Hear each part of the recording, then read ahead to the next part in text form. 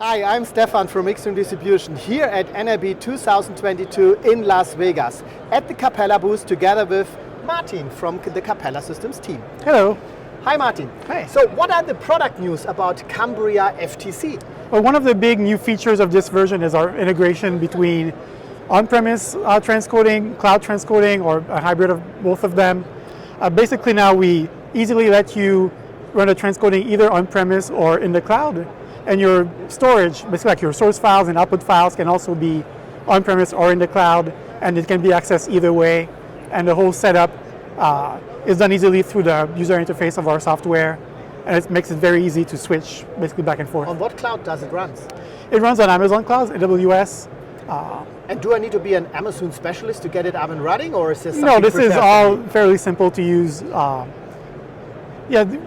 There's some setup, of course, you have to do, but once that setup is done, this can all be run from the user interface.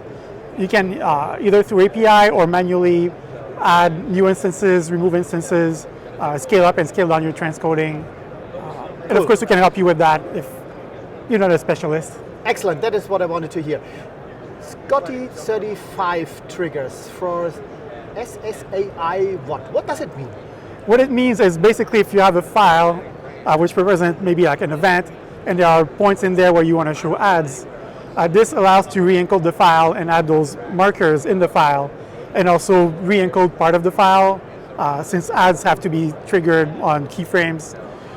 So basically from existing source files, we can re-encode it and manipulate them so that the output can be shown by a player that's aware of these ads. And so you mean you move triggers, or you add? Or you can add triggers. Yeah, you can remove triggers, add new triggers, and so on. So then let me guess, that's mainly something API triggered, or with a kind of an XML file? Yeah, typically there's maybe a text file or an XML file which will contain the list of the marker points, and then we re-encode the file and embed those in the file itself. I see. Now I've seen that you run on Linux right now. Tell us. Yes, that's the new from this version. Now we can run on Linux. Most of our features are supported on Linux. Of course, there's no user interface since Linux typically is just command line based. But all the encoding, all the filters, all the muxing, it's all now on Linux. And it's really good for the cloud. There's a lot of requests for cloud encoding. If you run it on Linux, typically your costs are less since you don't have to license Windows in the cloud. Yeah. And I think another big enhancement is that you support GPUs right now. Yes. So we have GPU support for HEVC and H.264. That allows you to speed up a lot your transcoding. So for things like quick turnaround, using the GPU can be very beneficial. Cool. And again, both for Windows and Linux? Yes, for both. And what about the Akamai integration? What is that? It's new to me. Akamai, the net storage integration? Yeah. So net storage,